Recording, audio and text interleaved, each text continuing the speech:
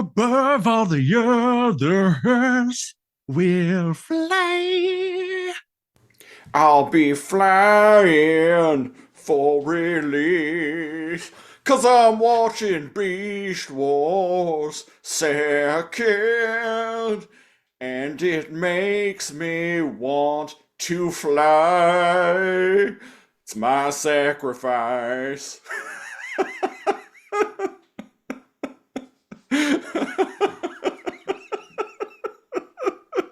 Too much energy.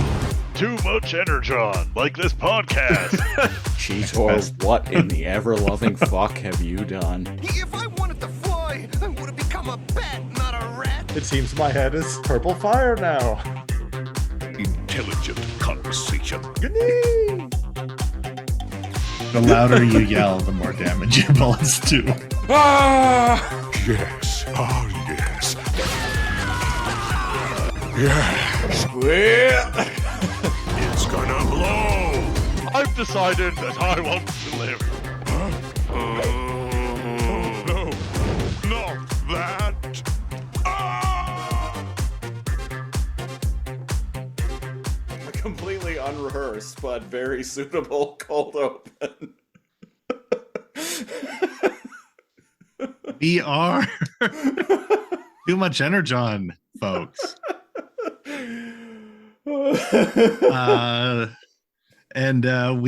We decided to watch Beast Wars Second.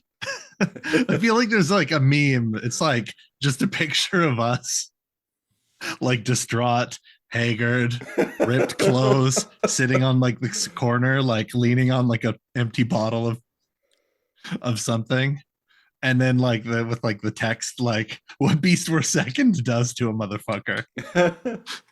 Or you know Beast the Wars Second, not even once. you know the Doctor Strange bit where he's like long-haired and disheveled, has like an unkept beard, and he's like, "Teach me," but instead of being "Teach me," it's captioned. It's captioned, "I've watched Beast Wars Second." Beast Wars Second. I've seen things that'll turn you white. I've seen beasts that'll turn you gay. Yeehaw. Yeah. Well, welcome to the Beast Wars podcast. No, welcome to the what would Rhinox's like alt-right? Oh, I guess that depends if he's in his Tankor stage. Because Tankor is like full Alex Jones. Like Elon Musk just drinking like the Kool-Aid. Yeah. But Rhinox is like he's like a 2000s or a 90s conservative, right? Just like your uncle or something, right? He hasn't discovered that he hates trans people yet.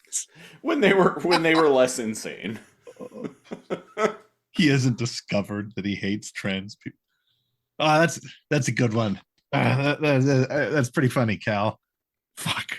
That's so mean, but it's just funny, like all of these people that like never spoke up again, people I'm related to never spoke up about any of that, probably didn't care, right? Yeah. All of a sudden do that. Like, why don't you just let the people that care? See, these are the same kind of people who always laugh when they're watching a sitcom and a laugh track plays.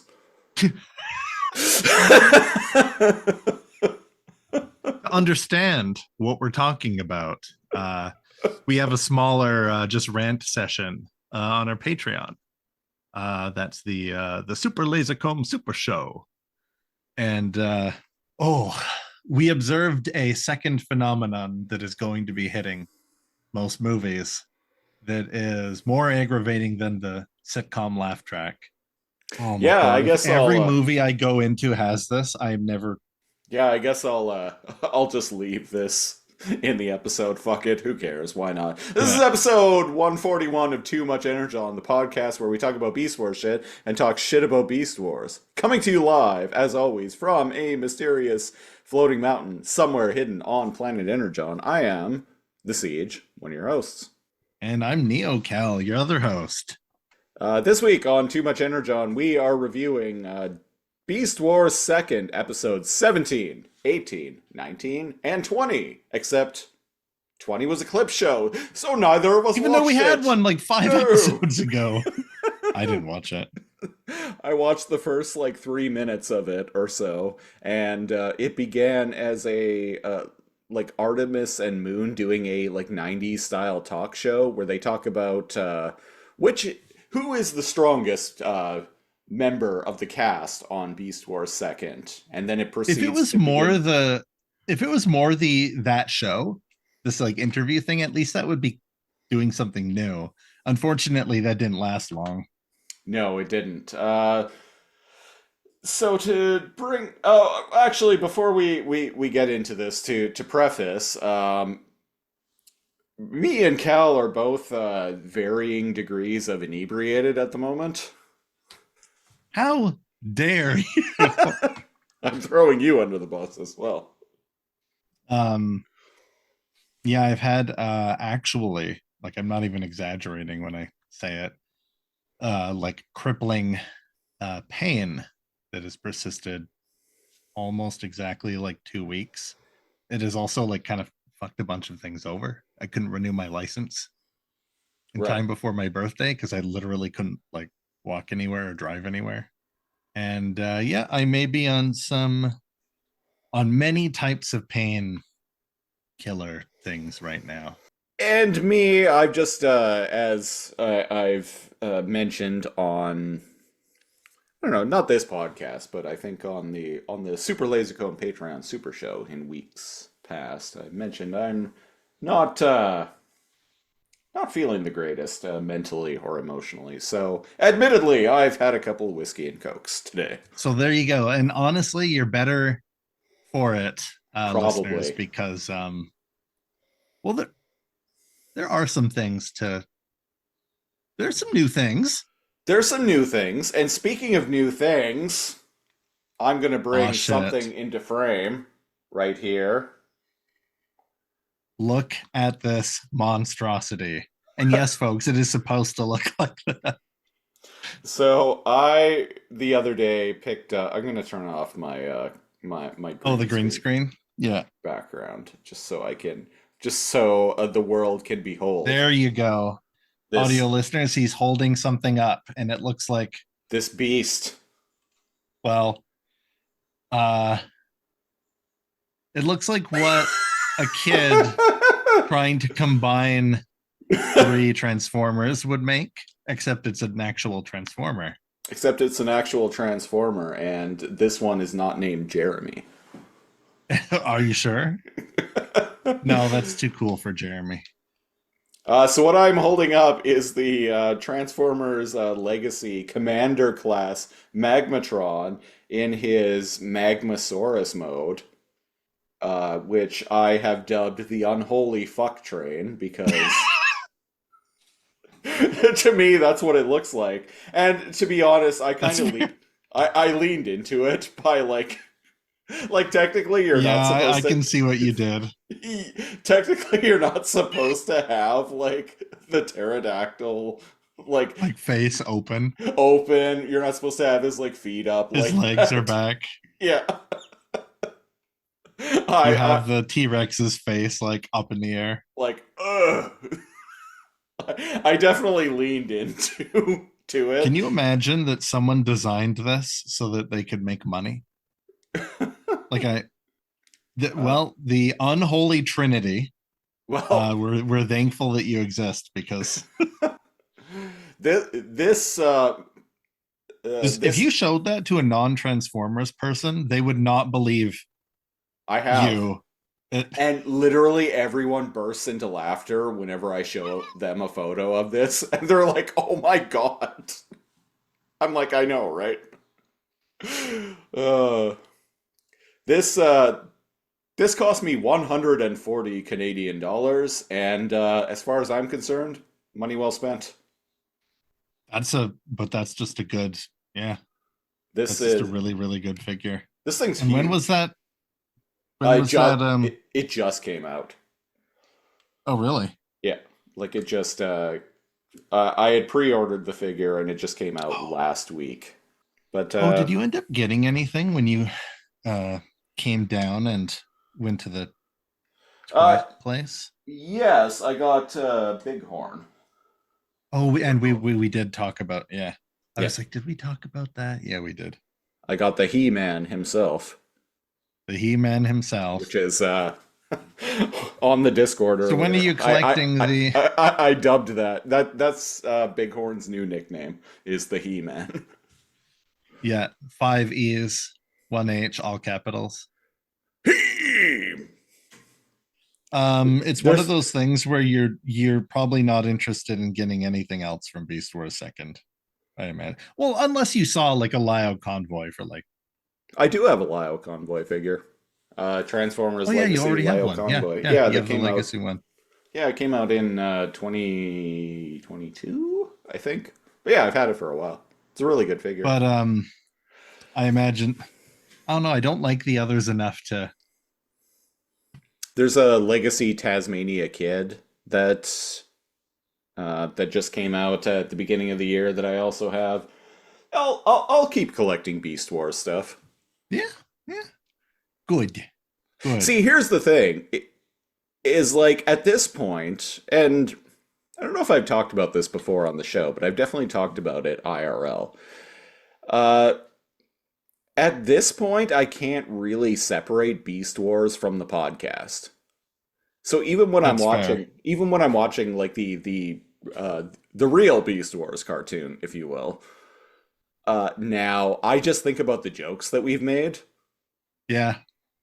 And so for me, like even though There's that association too, because we spend so much time talking about each one yeah, that if I watch an episode, even though it completely left my mind for 2 years, I start remembering the jokes and then like the structure yeah. of like how we talked about it. So watching the end of the second episode of Beast Wars when Megatron like gets up and jumps off the cliff, I can't not think about I've decided that I want to live. He's just like pretending to die. Well, if nobody else is joining me, I don't want to be the only one.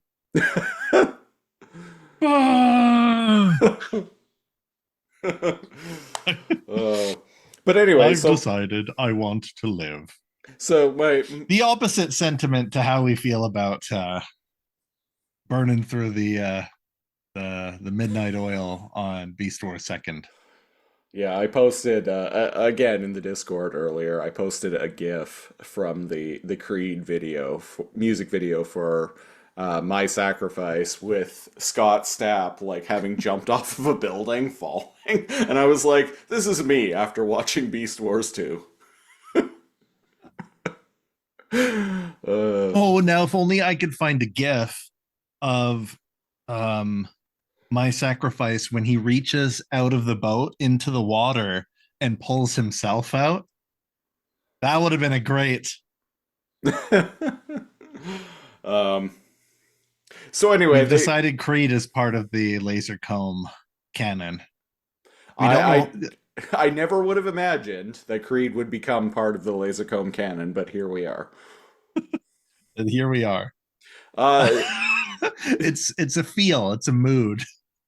So the point that I was trying to get to was that even when it comes to Beast Wars Second, like I just associate it with the podcast now. And so because of that, because as much as I hate this show, like I still have fun talking about it. Yeah. I wouldn't watch this if we weren't making these.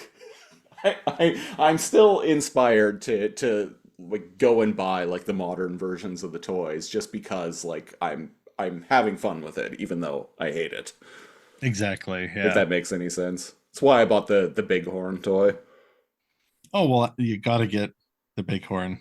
Got to get the He-Man himself. Gotta get the He-Man.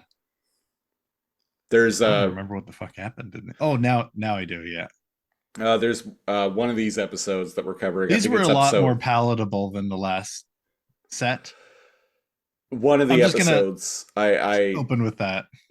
Yeah, that's fair. The He-Man himself actually and like runs into the water, which was a moment that actually made me laugh out loud. I thought it was hilarious that oh yeah, I forgot about that. Just gets angry and runs into the water. There is a plot point that revolves around Bighorn getting angry because he can't read. Yeah. And so he eats a book. Like He can't angrily, read a like, book because it's apparently written in ancient Autobot and he doesn't understand that, so he gets mad and just eats the book. I imagine that's how your cousin was like in school. All right, now, little Timmy, it's time to try to read. Readings for losers. Pretty much, yeah. For the record, his name is Bradley. And yeah, What? that's right. I'm calling him out on the show. I don't give a shit. He's not listening to this anyway. Hey man, readings for queers. And it's like, hey, if you want to give us that one, okay. I mean, I think reading should be for everyone, but yes, reading should be an all-inclusive experience, although preferably a desirable trait to be able to do as a human in the 21st century. Oh, I still can't believe it. With I cannot believe you've anybody that knows me, I'm a little trailer park, and I've never met anyone who's out trailer parked me before Christopher and I started sharing stories. Well, and here's the thing, like, I didn't grow up in a trailer park, but what I grew up in were low-income apartment complexes, which are basically the same thing. It basically, yeah. And how it is expressed is in the familial or community drama tends to be very similar. Yeah. Oh man, I was in a trailer park, and let me tell you, there's certain parts of Trailer Park Boys where it steps outside of a comedy, and It just becomes too real. you're like, oh man, can somebody please just go and take the booze away from this guy before someone gets hurt and then somebody gets shot, and you're like, I can't keep what I'm gonna take a break from this. I was a little late to the game with Trailer Park Boys. Like, I didn't discover it until... Oh, me too. I think 2005, and it had already been on for a few years by that point. It was much later even for me, like Mm. 2010s.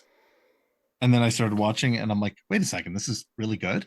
Intros easily influence me, and I always found the intro to Trailer Park Boys very melancholic, which the show is not.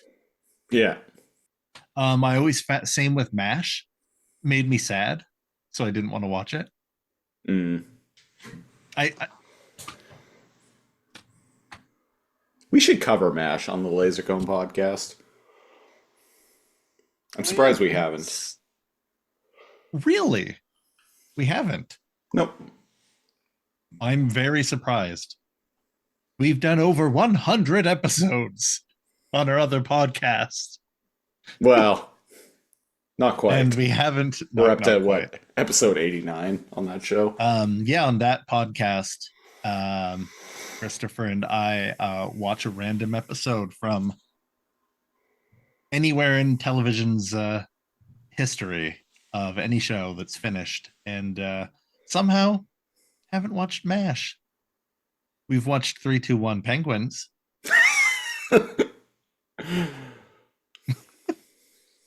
Oh, what was the other nightmare? There's like something that usurped that I really. What did I? 3-2-1 Okay. Penguins is definitely the worst.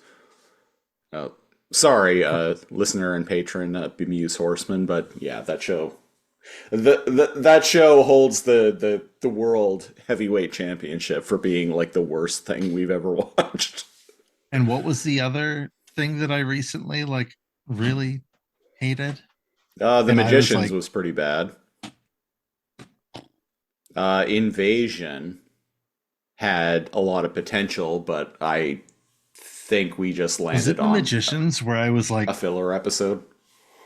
was it in the Magicians where it was just like no budget, just like shots of people talking, and Oh, but that's still not as egregious It was as 3, 2, CW 1 Game of Penguins. Thrones, basically. Yeah. I remember hating something and being like, this might usurp the throne of 3, 2, 1 Penguins. Well, if you want to pitch us something worse than 321 Penguins, go to patreon.com/lazorcomb, LAZORCOMB. $5 There's a a certain month. type of entertainment that comes from two grown men that have to watch something to report on it. Like a normal person would turn a show off after a minute or two if it wasn't for them. So you don't get these hard hitting. Well, sometimes you get a great show, but oh man, if you like listening to people break down If you in want to tears. see, if you want to see two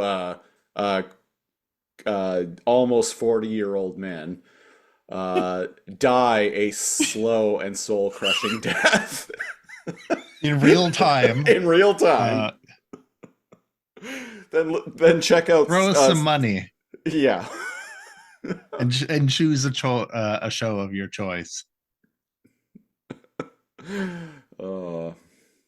What am I, a frickin' magician?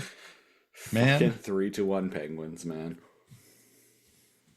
I remember we hated it for so many different, not disagreeing, but very different reasons too.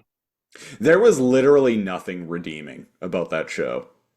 If I didn't know it was from an older period, it seems kind of like somebody typed 2 sentences into an AI like writer and then an AI like animation, and it was like, here you go, and just churned it out. Someone typed into an AI like prompt, penguins, space. Elvis, boy and girl, and space. And Kids show.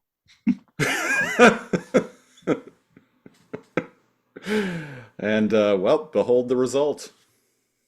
And we don't have any penguins on Beast Wars yet, though. Not yet. That's coming though. There is a penguin character named Break. Oh. I'm actually pretty I know. excited about that. I think that's coming in Beast Wars Neo. Yes. Which yes, we absolutely will be reviewing, but I have a feeling after Beast Wars I've Second. also been told it's better. I have been told that as well. I have a feeling after Beast Wars Second, Primus. we're probably going to take a little break from TME. Yeah. It will still be like recording, still be. Oh yeah, yeah. There'll just be more episodes of our other podcast. Yeah. Take a little break from this show after to kind of some self-care, if you will, after watching to clear our palate. After watching 43 episodes of Beast Wars Second in rapid succession. Speaking of episodes of Beast Wars Second, Christopher, extrasensory extrasensory perception cards. Out of the 5 symbols here, which one am I holding up? Bunch of wavy lines. Technically, yes, because those I'm are the same. up, those are the same cards from Ghostbusters. They are. Yeah, They're just the simple like, oh, what am I holding up here? Oh, good. Is it a star? It is a star. It is a star. Can you imagine like actually finding like somebody with like ESPN and then you like ignore their talents because you're like, with ESPN? Yeah. The channel? Yeah. Can you imagine finding someone who subscribes to the cable channel ESPN? Madness, I say. Madness. I just remember the guy getting them all right and him being shocked. And the chick like was getting a blonde them all chick wrong. or yeah, getting them all wrong, and he was like, good for you, and like flirting and stuff. My partner couldn't watch very far through it because there's that, and then there's that him hitting on Dana. Dana, yeah, and just being a sleazeball, but like him being a kind of gross middle-aged men inappropriately hitting on women was like so common in I think he was younger movies than we growing are up. now in that movie. Who? Bill Murray. No. I need to. He was 34 in Ghostbusters. Oh, really? Yep. Okay, everybody listening, um have you seen the memes going around of the cast of Cheers or like Frasier or like whatever and their ages like above their heads? And it's like, Gen Xers versus like millennials. Well, and here's the thing And that all I've the people from noticed. Cheers were like in their 20s or early 30s, but everybody. Here's the thing that I've noticed about our generation in particular, and Gen X to a lesser extent, is we're staying young, like much later. If that makes any sense, like we're It must, yeah, because we still will age, but we just look like Gen X seems to have had like Jackie Chan syndrome, where he was like teenager, 40-year-old man. And then he stayed a yeah, 40-year-old man for 50 years. yeah. Um, Same with Boomer. Well, and with Boomers too. Like even if you go back, like they pretty much as soon as they hit 30, they look like old people. oh, and when they're 16, they look 30.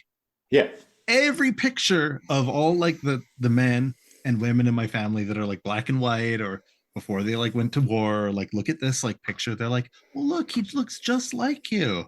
And I like look, and it's like the anime meme, like huge jawline, huge full like facial hair. They're like 16, they're in like a military cadet thing or like whatever. I'm like 18 and I'm like, god damn, why is that what why does he look 25 to 30, and two, why does he look so goddamn good looking? But then they just yeah. Well, and it's too. Like it's also like fashion trends as well. Like our generation has, and again to a lesser extent, Generation X. Like we haven't really like conformed to the idea that we need to present ourselves as quote unquote grown ups, even as we like approach middle aged. yeah. Whereas Gen X, there's like two types, right? Like there's the hippie trying to like start a band in your Well, friend's I'm garage, or including there's Gen. get a haircut or I'm get a haircut including and get a real job type. I'm including Gen X in a lot of that. Yeah, yeah. Or like a lot of Gen X in that, but yeah, if you go like in generations past, it's like as soon as they hit 20, they needed to like start like presenting themselves as like grown-ups and like oh, putting on a dress shirt and tie and putting on the blazer and getting a nice crisp haircut and You carry the go out there, briefcase you around. look that man in the eyes, and you give him a firm handshake to let him know that Yeah. back Whereas in like my day, when I went to apply for a job, there were only two people that applied for the job that whole year. It's like, yeah, where no shit. yeah, whereas like our generation, like we're a generation of people who are like still wearing like band shirts and like tank tops with the sky on them. That's right. Like well, like as we're like pushing 40. I love the tie dye where it's like a gradient, Yeah. like a sunset. Yeah, yeah, it's a cool shirt. But yeah, Yeah. that's kind of my point is that like we our generation never really like conformed to the idea that we needed to like present ourselves as like grown-ups. Yeah, exactly. Uh Fuck you, I won't do what you tell me. Dun-dun-dun. back to Oh, Ghostbusters yeah. though. Not back to Beast Wars, back to Ghostbusters. No, not back to Beast Oh, Wars. right. Back to Yeah, he was Ghostbusters. 34. He was One, 34. still kind of weird to be hitting on like teenagers, but wow, man. No, He looked fit. she was a college student. She was probably like 20. What's with the Not. meme and the sleazy older dudes? um, I mean, like, like 50% of his movies are like getting with some like younger chick. Yeah. There's a movie that came out in the mid 2000s called Broken Flowers, in which he would have been like in, I think, in his early 50s at that point. Uh, it is a good movie, but there's a scene where he goes to like meet like an old girlfriend of his, like from like decades past, and she has a daughter who is like, I think like 18 or 19, who is just straight up doing like naked yoga and is like coming on to him in the movie. Weird. Yeah. Weird. Anyway, what I was gonna say though on the what you were talking about, your partner not being able to like get very far through Ghostbusters was and like how Bill Murray's character acts in that movie is, it was very common in media at the time for men who are complete sleazeballs to pursue a woman to like very like pushy and like creepy levels, but like by the end of the film, like that will end up working. Like I hated that, man. their like overt like pushiness will end up working eventually in their favor, which is a Which feels weird message. And you know what? When I was a kid seeing that, even I was like, why is the scumbag like protagonist like being rewarded for like being terrible? I do like that in Ghostbusters 2 though, like where we pick up like 5 years later, like she has since dumped him because she got tired of his shit. Yeah, actually, like it doesn't try to do any. In a way, that movie can be more itself because it's not trying to tell another story. If that makes sense. Like it's telling how do you the mean? story. It feels more it feels like you get to know the Ghostbusters more personally than it being about people believing in ghosts, a romance situation, or like Right. whatever. It kind of feels like you actually get to know all of them individually more. You absolutely do, and that's one big reason why I've been a huge defender of Ghostbusters 2 over the years. Yeah, there's like 10 of us out there like being like, actually really good movie. Same with Guardians of the Galaxy Volume 2. I actually like it more than the first one because it's such a character piece and like just works on like developing the characters and developing their relationships with one another, as opposed to the first film, which is just a very like MacGuffin plot driven type film. Oh, and the villain? Boring. Yeah, absolutely. Oridon, or Oh, Ronan the Accuser. Ronan, yeah. A knight. He's not like even a villain in the comics. No, he's a neutral. Yeah. Like he's not like a hero or anything, but like he's not like Just didn't build him up enough. Whereas in the second one, what Ego the Living Planet, as played by Kurt Russell, is actually I developed think that's a quite better well villain. as a villain. Yeah. And there's something really gratifying that I never felt in the first movie that's in the second movie. When like Ego is doing his like grandiose speech, and it reveals like what he kind of condemned his mom of dying, and that it was his fault, even though he was like under the effect of like his mind being like controlled and stuff. Him just like ending that grandiose speech by shooting him like 18 times is Yeah, he just cuts, as Ego is giving this big monologue, he just cuts him off and is like, "You killed my mom," and starts shooting him.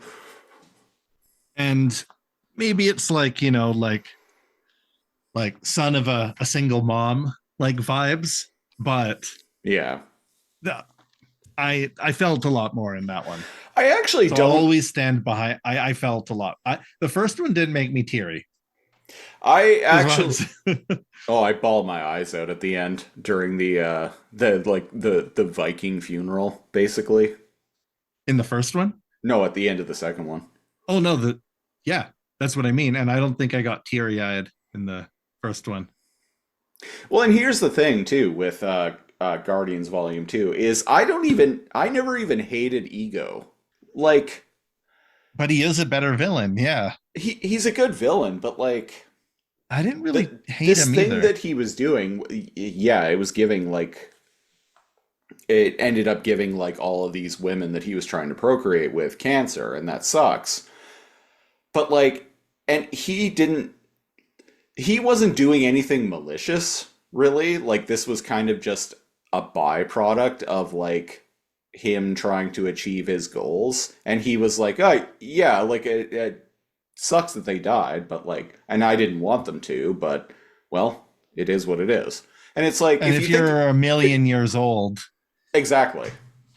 If you're a like person living to 35 instead of like 75 is yeah, exactly. If you're a celestial, a like super like a like godlike being that's as old as time, like at the end of the day, like this isn't going to mean a lot to you. yeah. And the chicks he was hooking up with, I mean, they were the ones who just lit him like nut right in them. So I mean, if an interstellar traveler looked like, I, it's reasonable. If Kurt Russell was a space god and came down to Earth and wanted to go Come in bareback, us. Who am I to say no? That's a good, yeah, it's a good point. He's just doing what he does. He just fucks. Yeah. And I didn't hate him at all as a villain. Like I kind of just Oh, I wanted him to die, but it was hard to hate him. yeah. He's kind of just doing his thing. Yeah. Anyway, speaking of doing the thing, this is Beast Wars episode second. This is episode 141 of Too Much Energon, where we are talking about episodes 17, 18, 19, and 20 of Beast Wars Second. Who is the leader? The Black Lyo Convoy, the Space Pirate Sea Cons, and who is the strongest warrior? Amazing episode titles. They in the very least, this show has good episode titles. So in episode 17, who is the leader? Who is the leader and what does he do? Who is the leader and what does he do? All right, listen up now. You get in the zone, and then once you start rapping, you start coming. So in this episode, gains, and you come. In this episode, when you get the beasts, then you come. Every time I beast, it feels like I'm coming. Every time I go into beast mode, it feels like I'm coming. So in episode 17, who is the leader? Basically, the gist of this episode is the three amigos suddenly start arguing about which one of them is the leader of the fiesta. And I thought they had resolved that they all need each other already. During the fiesta, they argue with one another. They bicker. They undercut one another. None of them just demonstrating like leadership qualities whatsoever. And a good leadership quality is squabbling. I find right. And at the end, they end up forming into Cuban Pete, and then Cuban Pete declares himself the leader. So, problem solved. So a triformer, is their personality actually one entity? I've always wondered about that. Yeah, okay, it's not just me. Or is it like all of them? It's hard to wrap your head around, I find. Do they talk? when they're Cuban Pete mode? They do, yeah. Does it use only one voice? Yes, but it's a voice that's modulated to sound and layered to sound like it's multiple voices speaking at the same time. But it's one entity talking. Once we what is it? What's the triformer on the maximals that we end up getting? Magnaboss. Magnaboss, the best, one of the better names on Beast Wars Second. Magnaboss sounds like the name of like a mafia transformer. Hey, listen here, you're gonna be paying me some money to protect you, you know, otherwise Pay me an energon chips, because I'm the Magnaboss. otherwise, you know, my boy over here, Magnaboss, he's gonna come down and you know, you can either give me the energon cubes or he's gonna fucking take them from you. And when he takes them from you, he's gonna break your legs along the way. Capiche? And look at this guy here. Look at this psychopath that I have in my employment. He would enjoy nothing more than have to come and get them. So let's deprive this monster here. Let's do us both a favor, you know, and you hand over the energon cubes right now, and you know, I'm not gonna sleep real good tonight if I have to get old Magnaboss over here to come and break your legs, which he would like nothing more to do. But you know me, I'm a fucking nice guy. Hey Tony, ain't I a nice guy? Yeah, he's a real fucking nice. He's a real fucking nice guy. That's right. He's the nicest guy I know.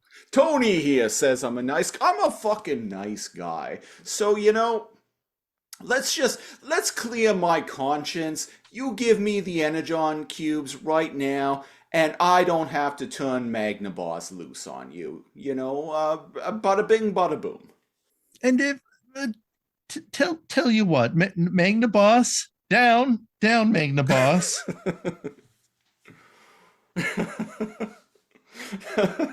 Hey, Magnaboss is humping your leg. All right, that means he likes you. You don't want to get on his bad side. Be a real shame if he stopped liking you, if you know what I'm saying.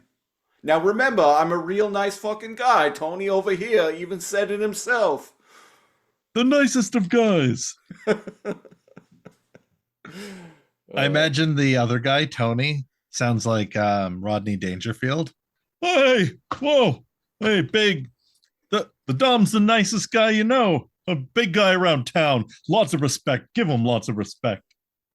And me, I get no respect. But me, old Donny boy, well, get no respect. No respect at all. Imagine making a whole career of talking about how bad your life is. Isn't that what podcasting is?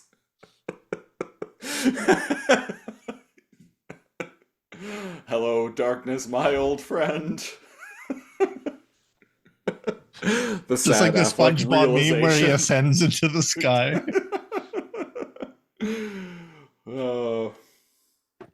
Anyway, also in this episode, we find out that Artemis loves scuba.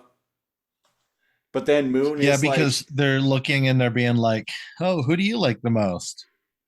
But then Moon is like, but Artemis, don't you... I thought you loved Starscream. And Artemis is like, well, yeah, but he's one of the Decepticons. I can love both the Decepticon and a Maximal at the same time because I'm polyamorous, see?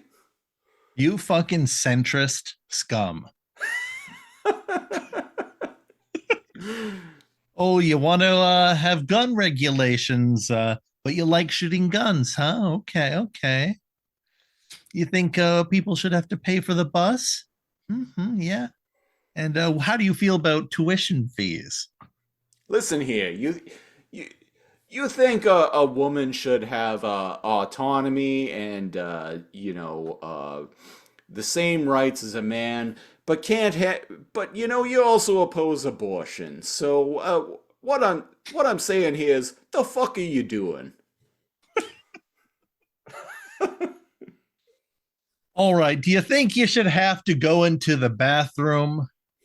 Should they just change the bathroom so it's people with penises and like just a picture of a fucking dick, like and a hanging like dick and like balls, right? And then like a picture of like just a silhouette of like a vulva, just like a football like shape.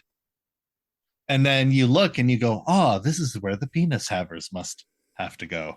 I would be perfectly fine with every bathroom being gender neutral. I don't care. Like most of Europe, yeah. I it is we don't live in first world countries anymore, man. Like, oh, European bathroom. They're just stalls. Yeah. Yeah, I saw everywhere in porn Asia star that I follow. She posted a Instagram story that was like, "Hey, bathroom debate in the United." She's American, but she was in I think Sweden. She was like, "Oh, like trans bathroom debate. Look at this here in Sweden. All bathrooms gender neutral. No problems for anyone." Eh? Western sentiment, Western people, man. Yeah. Oh, there's a problem with like school shooters, but well, we need to protect the right to we still deserve to have guns.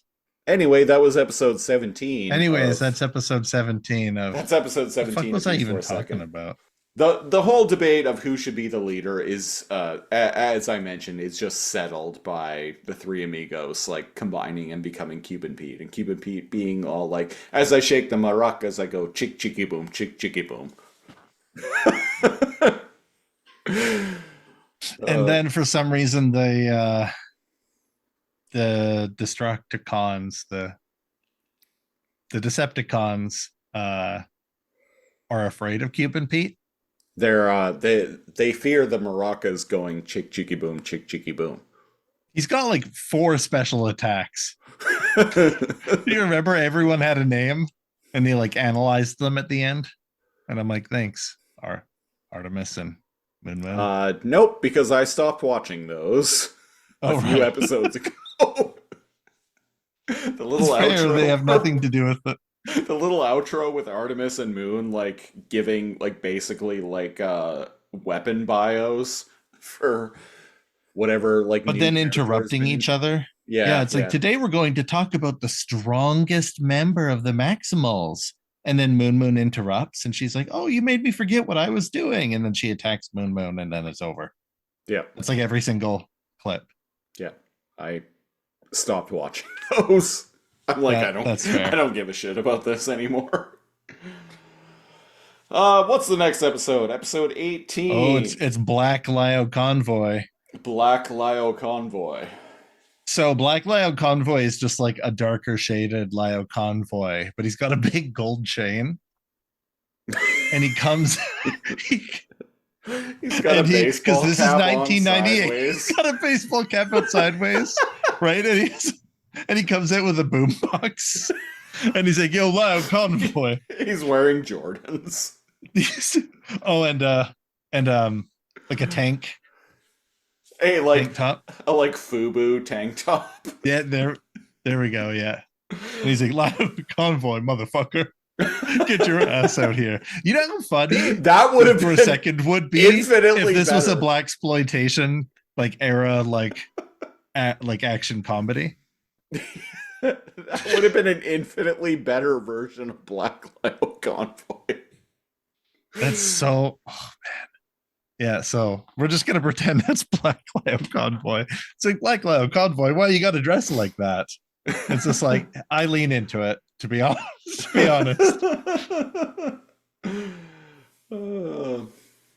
So the Decepticons randomly find a 3D, what is essentially a 3D printer. They even call it a copy machine. Yeah, it's a fabricator. Yeah. And so it can scan anything and make an exact copy of it. But when it does it for Transformers, for some reason, it makes a version of them with a personality that is the exact opposite. I don't know why. They could make copies of bananas, but then they would taste like oranges when you open them. Yeah. Or like spinach. Oh, that would be weird. It would Same be consistency, but spinach. Yeah. I mean, I'd still eat it. Yeah, Because- I like bananas and spinach, but like they very different flavor palettes there. So they have one as well, and So they're the first oh my ones god, right? Yeah, the Decepticons are the first ones to find this like magical 3D printer, which will never be talked about again in the episode, other than the opening scene. And to be fair, that's just a very Beast Wars thing. Like True, yeah. forgetting some like huge game changing like breakthrough. Like Right. being able to make Transformers would be a pretty big deal. So one of the Decepticons uses this 3D printer to make a copy of BB. Good And- choice. And he's very smart. So it makes a copy of BB, and the two of them like start fighting, and the Decepticons like goad them into like a boxing match, a literal boxing Right. match, and then Which I guess is a thing. yeah, I didn't really understand. So so they're engaging in fisticuffs, and then all of a sudden Galvatron decides, well, fuck this, destroy the copy. And the copy is like, I'm the original. And they're like, oh. And then the original is like, I'm the original. And it's like, you can very easily tell because literally in dialogue, like 30 seconds ago, you just mentioned, hey, it's the same. It's like a copy of BB, except this one's all black. It was like a cup and ball situation. Oh, they're boxing. Oh, which one's which? Whoa, whoa, whoa. It's like Right? you called it out in dialogue that they are visually distinct from one another, but then Like 10 seconds ago. but then like 30 Oh, seconds you're right. They later- did. Yeah. Then like 30 They- seconds later, they're like, oh, which one is the real one? Ooh. It's so weird. That's what I mean by it almost feels like archaic. And AI wrote these at times because An an AI, AI from barely 1998. remembers. An AI barely remembers the last thing you said, but that's it. Yeah. And this is how some of the episodes feel written is any 1 minute segment can be completely detached from like the next minute. Right. And you're like, wait, I thought they couldn't leave because they would get shot if they did this. And then like 2 minutes later, they just leave and they do the thing and they completely ignore whatever restrictions were on them before. There we go. So they, through like a complete crapshoot, decide to shoot one of the BBs, which miraculously ends up being the copy. And they shoot him a couple times with lasers, and the guy just like is vaporized like right away. I'm like, wow, these aren't very like high quality copies that this machine makes. Which this episode doesn't even explain the origin of the copy machines. No. No. Ancient technology. Ancient technology. There we go. The Goa'uld left this tech here. So Tasmania Kid is walking through the desert, and he's all like skipping and singing to himself. I'm Tasmanian. I'm Tasmanian. I'm Tasmanian. Kid, kid, kid, kid, kid, kid. I am so great. I'm so great. And then like trips. Can you sing that again, but gayer? I don't Just know where change I the am word. with. Just change the word great to gay. I am so gay. I am so gay. Yeah, there you go. I am so gay. I'm so gay, gay. I'm so so gay, gay. Those are the actual translation of the Yeah. opening. Might as well be. I'm on the fence about how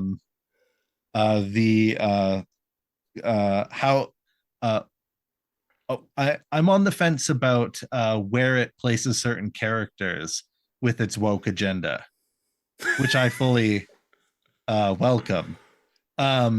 Like, is he supposed to be juvenile, Tasmanian kid, or is he? He's a twink. Is he supposed to be effeminate? Thank you. I was trying to skirt around. He's a twink. Okay, there we go. We Tasmania kid. Tasmania kid is. I mean, he clearly is. He's got a daddy fetish. His top. He likes being yelled at. Yeah. His top daddy is Lyle Convoy. Right. They have like an age play, like role playing, like even though they're only 6 years apart. Dynamic where like he's the bottom boy and Lyle Convoy is like the older like stepdaddy. Yeah. It just makes sense. Yeah. It's canon that works about as well as the storytelling in the show itself. I like that. I mean, kind of. What you said makes so much sense. And as we were watching this, I'm like, man, I kind of think he really likes playing into him being just a kid. I'm just a silly kid. Yeah. When does Black Lyle Convoy roll up? That's a modifier to the role play scenario right there. there you go. Big Black Daddy shows up.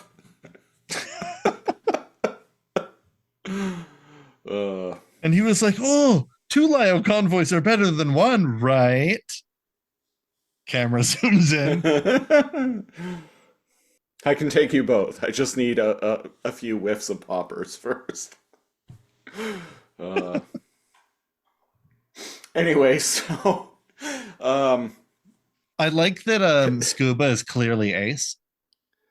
Tasmania Kid, as he's like walking and singing and dancing to himself about how fabulous he is, ends up tripping on another 3D printer. So conveniently, even though the Decepticons got one first, which ultimately bears zero, or ultimately has zero bearing on the plot of this at all.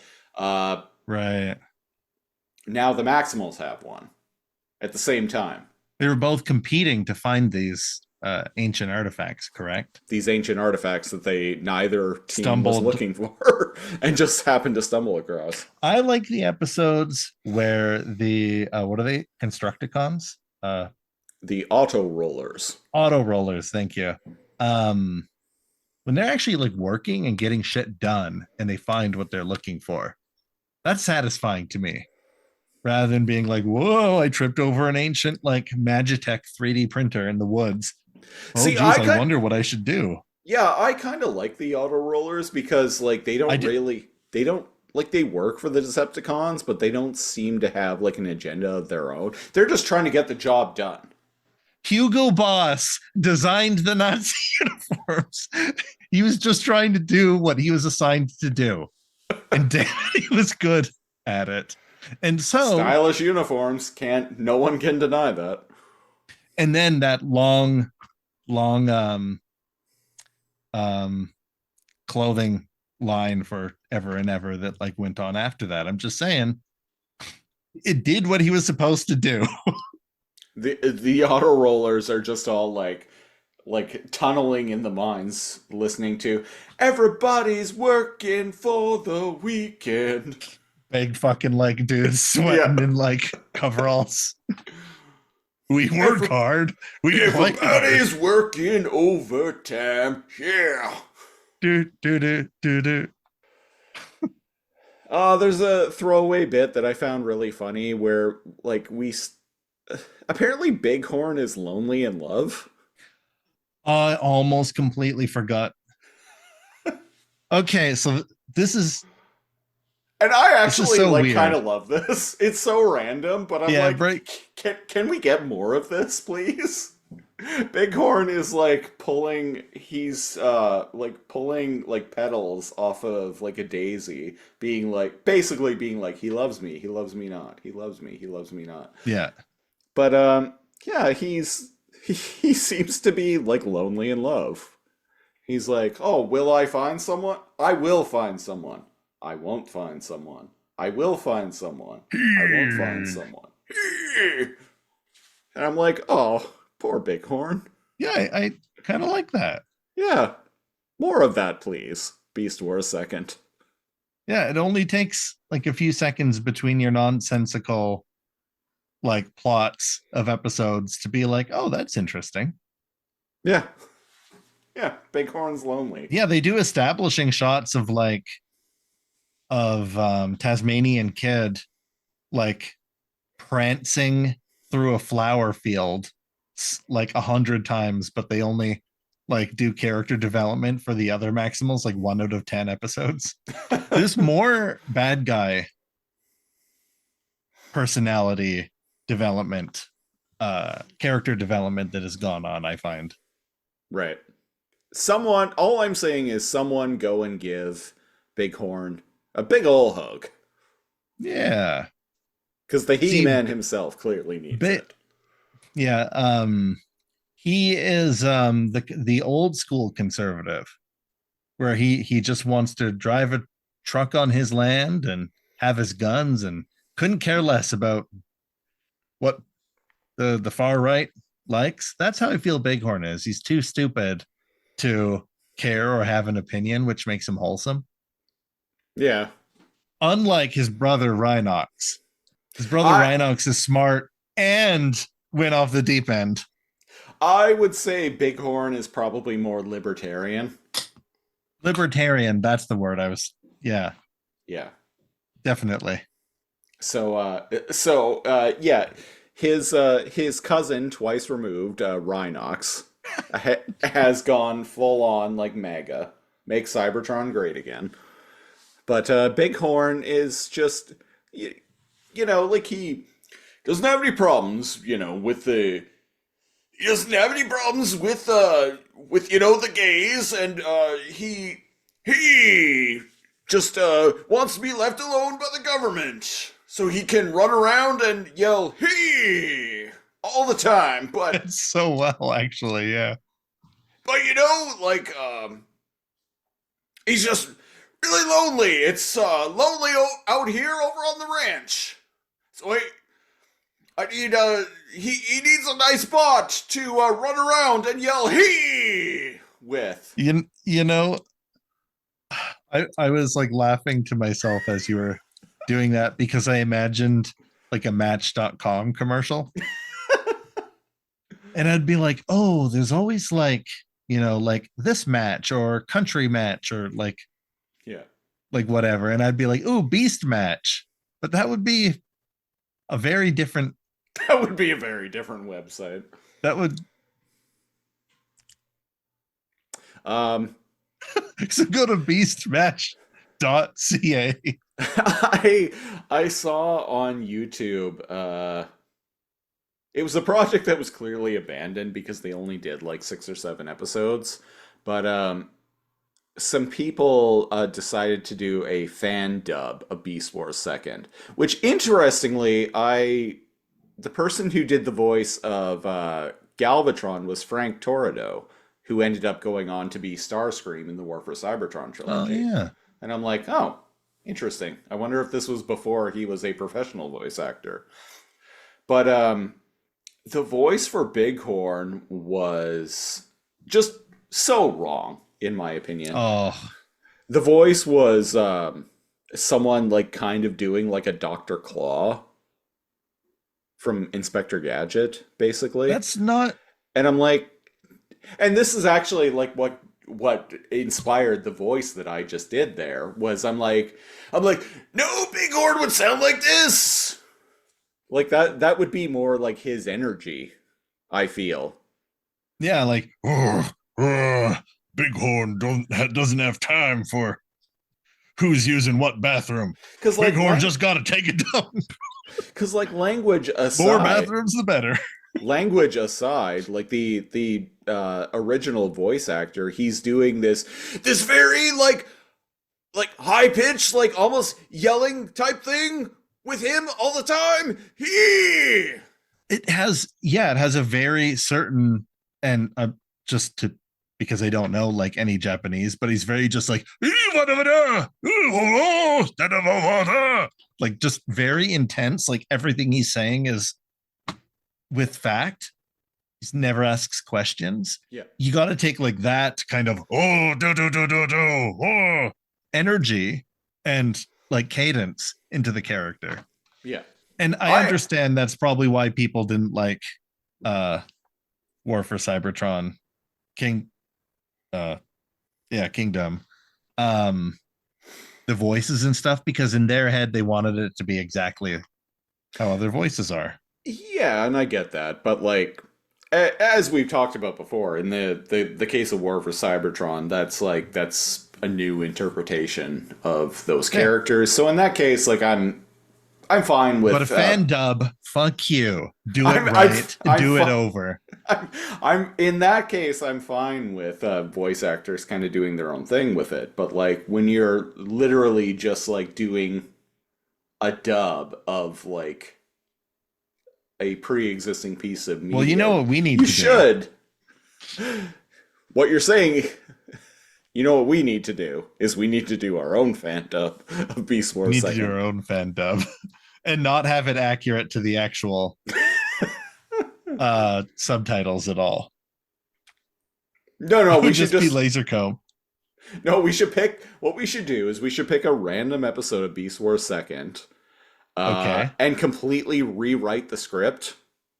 Watch the episode and just completely rewrite the script. Yeah. And make it about whatever we want, because the show is so like stupid and brainless that we could do that very easily. And then just the dub animation over, of the mouths is simple enough. And just dub over it with our own voices. Doesn't even need to match anything else in the episodes of the canon. I definitely call dibs on Bighorn in this project.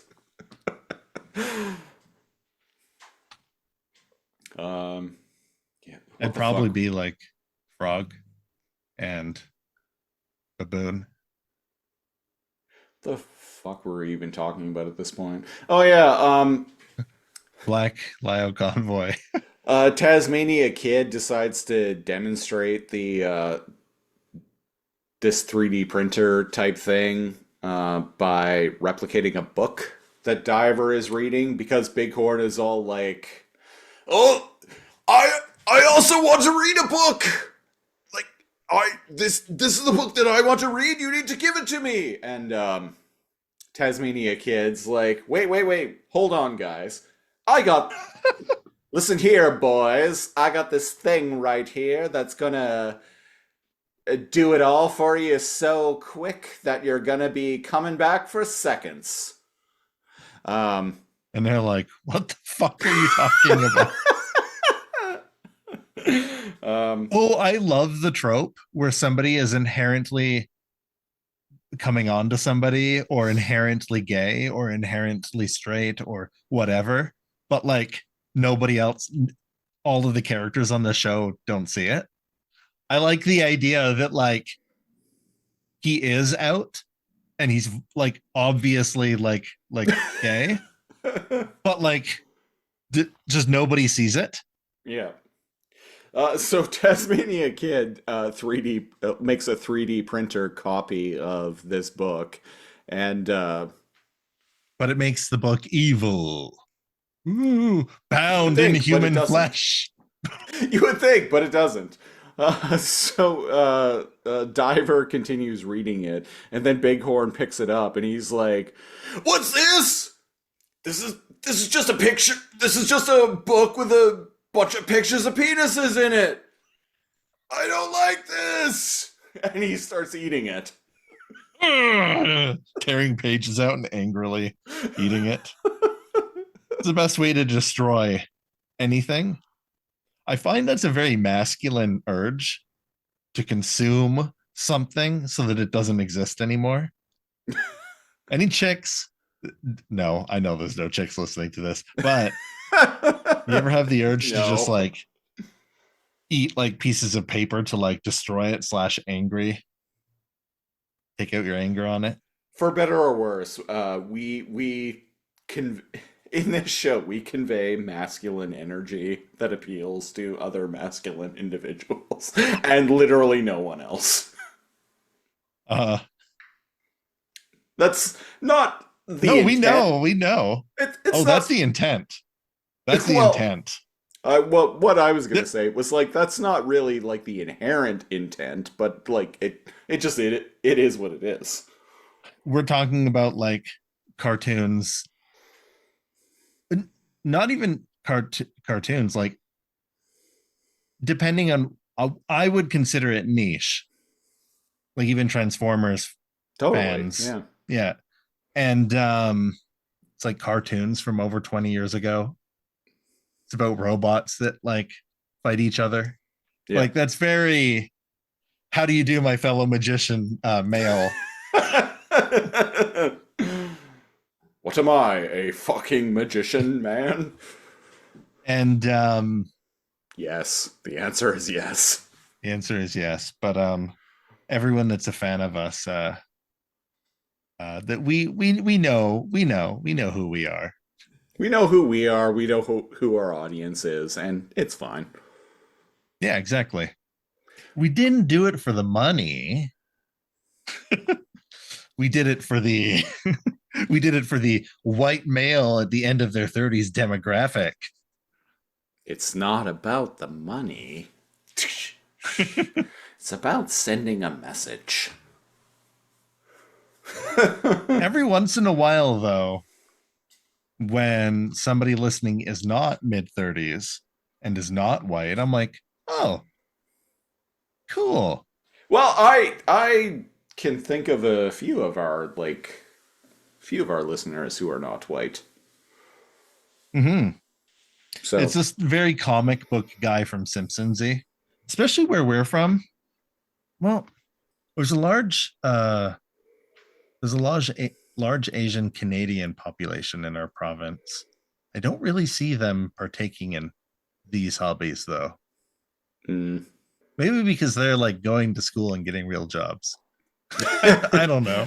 Well, one thing I have noticed over the years is there tends to be like a correlation of interests between specifically like the things that Yeah. I'm into and like a lot of our like And it's not- canonized listeners.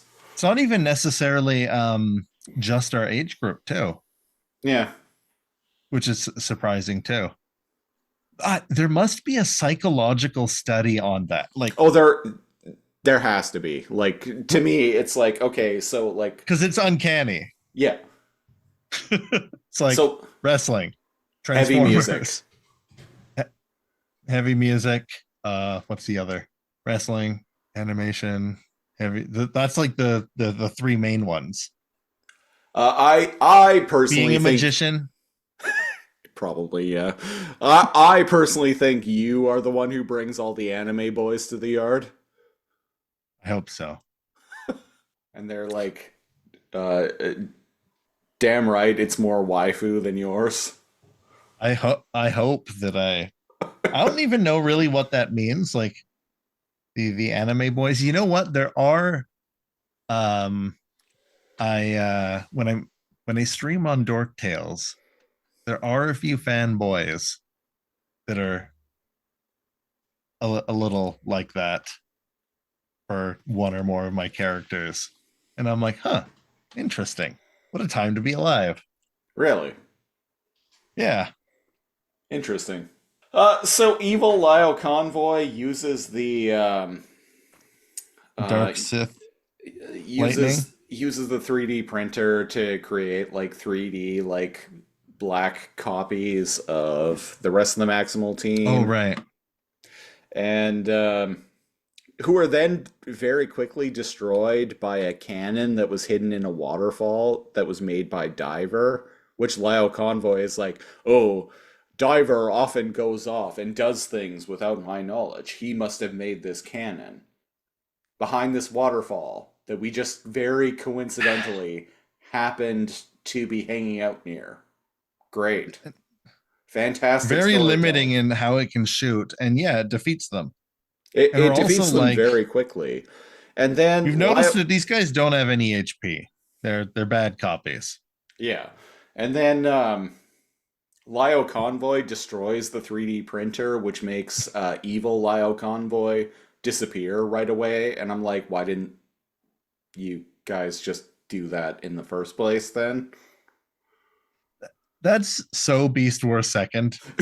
Like the fix to the problem being the thing that they should have very obviously done first. And it's like, I'm trying to come at it from like the view of a child, but like I feel like kids are smarter than people give them credit.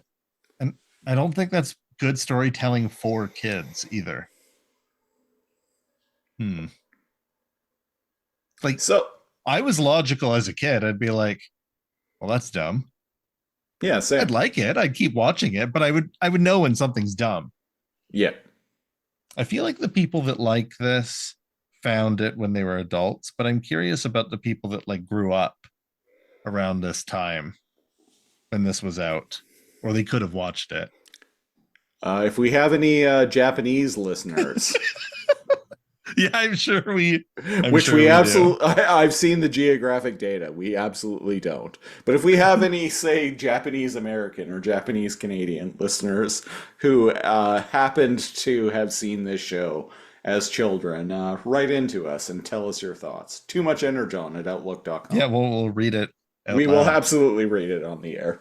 Because I want to know how influential or like niche this was. It's like Reboot, where it's like barely, it's not really that big, but it's big enough that it's its own like little community. Yeah. I'd say like Beast Wars is way bigger. I'd say like Reboot is a fraction the size of like Beast Wars, like Zeitgeist. I've been reflecting about the Reboot podcast as of late, and one of the biggest things that's been sticking out in my head is me bringing the stripper lady into the show was probably the biggest mistake that I have made as a content creator in the history of It was like a Lasercom Beatles Productions. thing. It was a Beatles thing. We tried to tell him not to do it, and he just was like, he, Yeah. but with his dick. No. Well, yes, Unless- actually. Yeah, but yeah, you were saying you're looking over them and being like, Yeah. Yeah, that was that was where I was going with that. Was probably the biggest mistake that I made while we were recording that show. I feel like things may have turned out differently and on a more positive note had she not gotten involved. nah. You think so? Yeah, I think so. Nobody will ever know what we're talking about, luckily. No. No. No. That's like some deep crossover podcasting. Yes, go and check out Alphanumeric, the reboot podcast from Lasercom Productions. Yeah. Where some of us may or may not be recording on like Nokia 2005 flip phones using like Starbucks Wi-Fi. I did actually earlier today go back and listen to a bunch of the episode of Alphanumeric. I think it was 17, Bad Bob. And that was an enjoyable listen, especially since that's good. It's I've been listened like to that. It's been like 3.5 years since we recorded that at this point. Okay, And yeah, damn, right? And so going back and listening to it, that one was fun. That one was a lot of fun, and it was a lot of fun even to just listen to like years after the fact. Yeah, as we were like live, like finding out like all of the connections. Between that episode of Reboot and Mad Max Fury Road. And that one guy, and watching that and being like, hey, like, well, this is kind of Mad Max Fury Road, and stopping and being like, no, this is Mad Max Fury Road. Because going to one end, having to turn around, going through the canyon. Because the guy who conceived of the story of this episode would 20 years later go on to write Mad Max Fury Road. Wild. That was wild. Also, just so iconic. I'll see every once in a while in a random Facebook group or a random like tweet, be like, "Oh, remember this mofo?" And somebody with the mega truck. Oh, toy. Nice. They do exist. I wish. I'm sure it's really well. Actually, I don't know. I was gonna say I'm sure it's a really expensive toy at this point, but let's be honest. Like the Reboot fan base, as vocal and dedicated as it is not really that large. No. So I was like, oh, the Megatruck toy is probably super expensive, but I'm like, maybe it isn't. Maybe it isn't. Yeah. Oh boy, this is gonna hurt the bank. Well, there's dozens of us. We're unstoppable. Anyway, episode 19 of Beast Wars 2nd. What the fuck's the name of the episode? The Space Pirate Seacons, or as I dubbed them, the Old Maritimers. The Old Maritimers, yeah, that's funny. Yeah, the Old Maritimers. What happens in this episode? They meet some seamen. They, Tasmania Kid, goes down to the dockyards. The Tasmania Kid is down at the docks and meets some longshoremen seamen. It writes itself. Not a ton happens in this episode, but we're introduced to the Old Maritimers, who are 5 Transformers who are on a pirate ship. They're not nearly as piratey as I would have wanted or expected them to be, especially after muchos meeting muchas, the 3 amigos.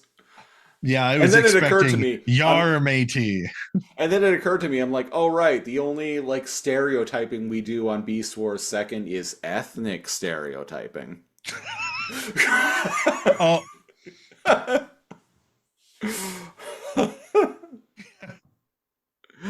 I don't know. A bunch of bullshit happens in this episode that involves like. Why don't I remember this? I barely remember it either. But the Old Maritimers combine to form the most Transformers-y sounding name this side of Jeremy. God Neptune. This side of Jeremy. God Neptune. Making his way to the ring, weighing in at 6,087 pounds, he is made up of the 5 Old Maritimers. He is God Neptune.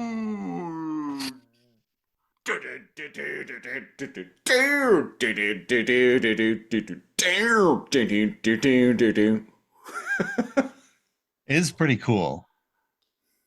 But yeah, they're not as stereotypy as I expected, and not even as much as I wanted. Yeah.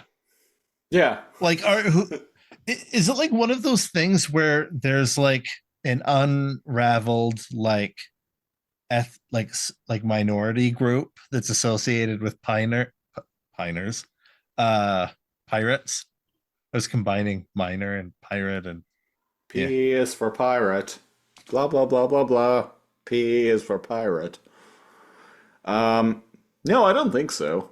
No, I don't think so. Like, I don't think that that's the universal accent that everybody can do. Right. Why are pirates so Yar, awesome? matey.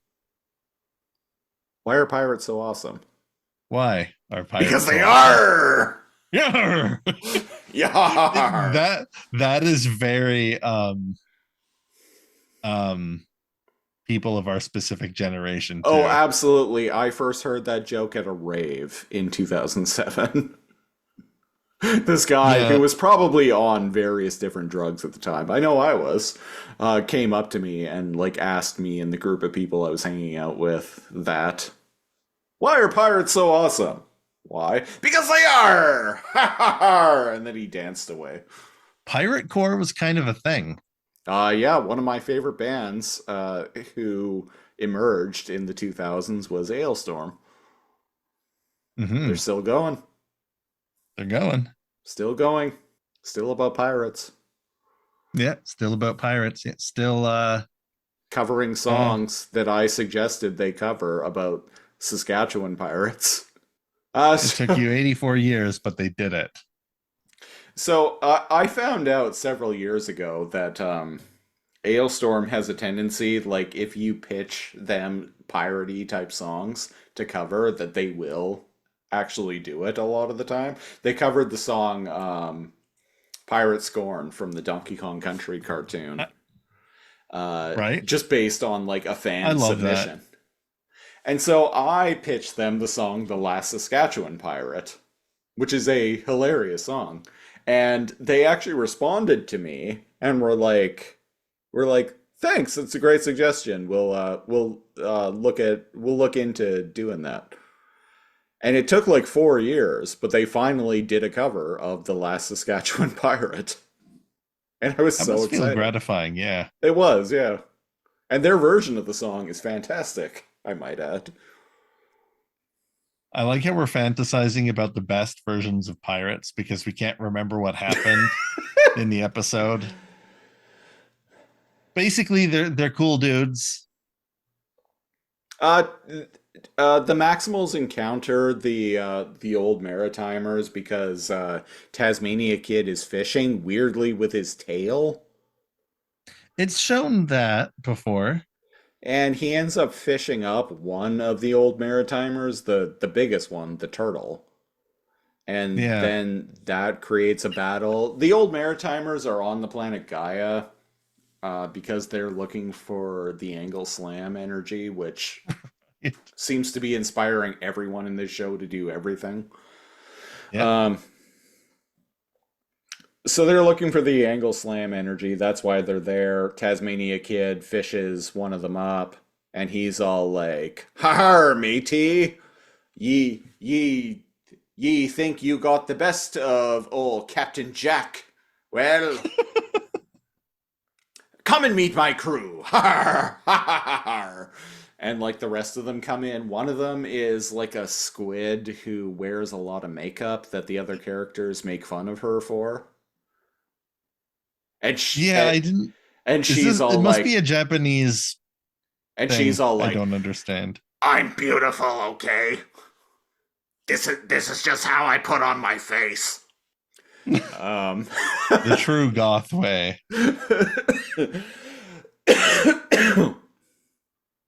So they fight a whole bunch, and the Maximals end up dispatching them, I guess, because they decide to detonate the angle slam energy on their pirate ship, which makes it blow up. Right. Yeah.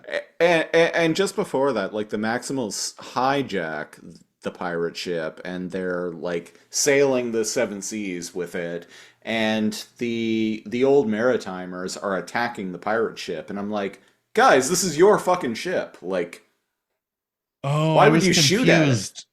I'm like, why I would you thought shoot I at missed it? something. This I'm is like, your why are you ship. shooting at it? Just get it back. Like, sneak onto it and get it back. Don't fucking like destroy your That's own like a ship. classic pirate move too. Yeah, Like taking over a ship. yeah, Like that's literally. yeah. Yeah, why didn't they do that? I don't know. It's like the easiest shit to write. What do pirates do when their ship is stolen? Have an epic, like, night boarding party or forced. What's it called when a ship like breaches or hits like another. Like do shit like that. Yeah. But we've been spoiled by like Black Flag,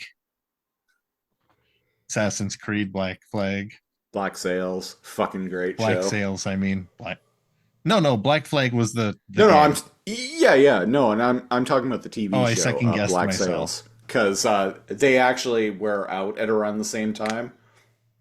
So an interesting thing You're happened. right. I was watching Black Sails, and that would make me be all like, "Oh, I want to play some Black Flag." I'd go play some Black Flag. That was an accident. Unless That was an accident. I swears. I pinky swears. There is actually a gay romance in that show, so it's kind of appropriate. But yeah, I would play Black Flag and then be like, "Oh, this makes me want to watch Black Sails," and so I would jump back to watching Black Sails. Same thing happened when I was playing through Assassin's Creed Valhalla. That's what it was called, right?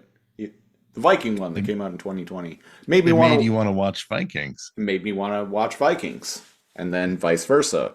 Playing it made me want to play that Assassin's Creed game, which I never finished because I got 110 hours into it or so and realized I was only like 50% of the way through the game, and I'm like, there is too much game here. Sir, please take some of this game back. I only paid a mere $70 Canadian. It's too much. There's too much game here. There's too much game here. Too much. We on the Super Show, we talked about the debate between like cost versus length in video games, and technically you're getting more than your money's worth with Assassin's Creed Valhalla, but am I though, really? Because there was so much game that I just gave up on it. So I never actually finished it. So did I get my money's worth? I would argue no. Because I never got a complete experience. Because I was just overwhelmed by how much game there was there. Too much game. Too much gaming. Too much, man. Anyway, $1 per hour. That was episode 19 of Beast Wars. If I pay Second. $70 for a game, it should be 70 hours. There you go. That's right. Everything has to be a JRPG. Speaking of JRPGs, there was a game that was announced at the Xbox showcase. Time of recording yesterday on Sunday, June 9th, called Expedition 33. Looks really good. Looks really, really good. And the combat kind of reminds me of like the combat of the Final Fantasy VII remake. Oh, cool. Should go watch this. Yeah, I That's don't rad. know. Well, it's coming to PC. I don't know if it's a console exclusive to Xbox or not, but it was in a hour and a half showcase that, like, to be honest, showed a lot of like really like cool and interesting stuff. Xbox finally like kind of delivered for the first time in many, many years. Nice. This was the game that really is sticking out to me. So, Expedition 33. Go check it out. Yeah. Day 1 Game Pass. Anyway, episode 20 of Beast Wars 2nd. Clip show.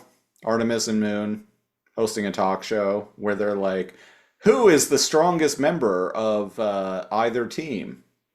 Let's find out. And, well, it's a clip show, so as soon as I figured that out, I shut it off. And didn't watch it. We Sorry, need a not clip sorry. show every 5 episodes, you know? Actually, the clip shows are kind of great because it gives me a reason to not watch an episode of Beast Wars 2nd.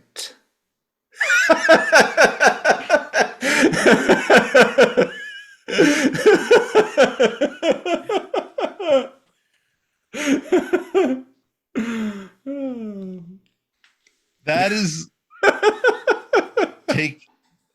That is taking lemons and making lemonade. Holy shit. When life gives you lemons, wow. So I like the clip shows because it's one less episode. So by all means, please, Beast for a second. Give us more clip shows. I beg of you. I can't argue with that logic.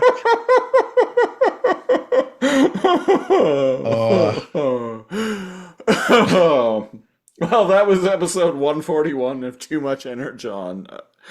Here on the show, we review episodes of whatever the hell we're watching on the Too Much Energon scale. It ranges from not enough Energon to a sufficient amount of Energon to too much Energon. It's basically bad, okay, good. Cal, sir, my dude, episode 17. Who is the leader? What are you going to rate that? It's a sufficient amount. Wait, no, not enough. Not enough Energon. Okay. I'm going to echo that. Also not enough Energon. Episode 18, The Black Lyo Convoy. What you gonna give that on the Too Much Energon scale, brother? That gets not. It's not enough Energon.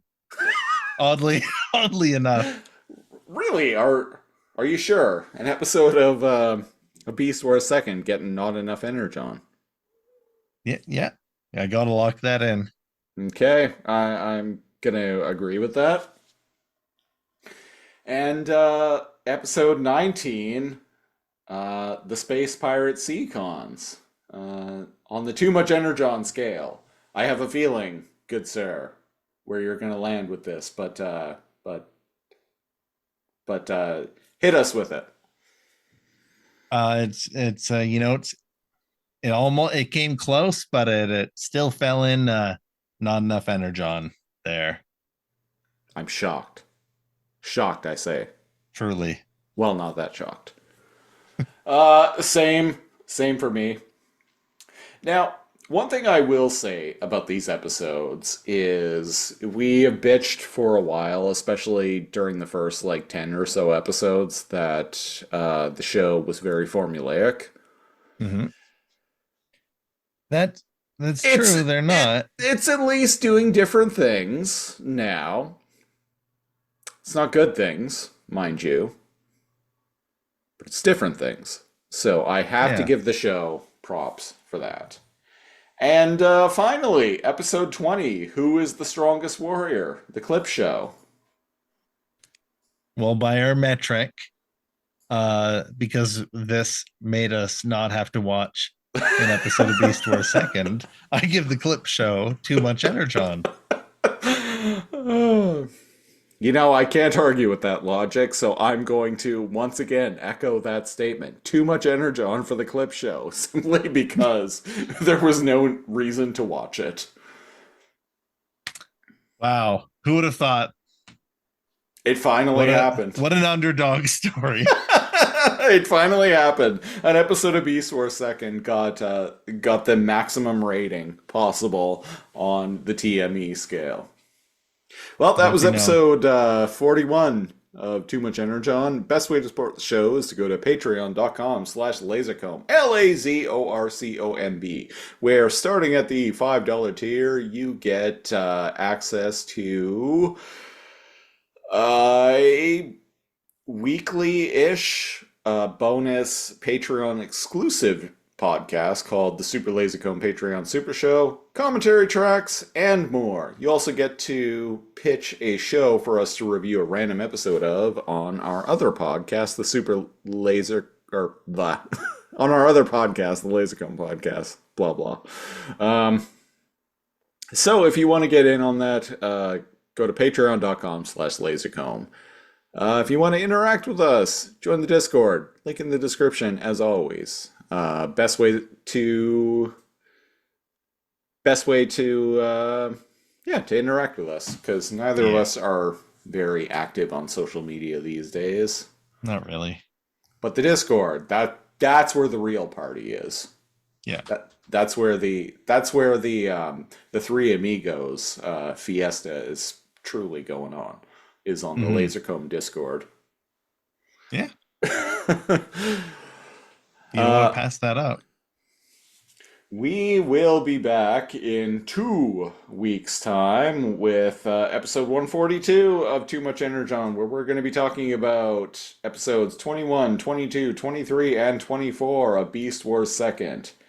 The Tentacular Scuba, Megastorm's Reckoning, Showdown in the Sea, and Face the Setting Sun. Unfortunately, none of these are clip shows.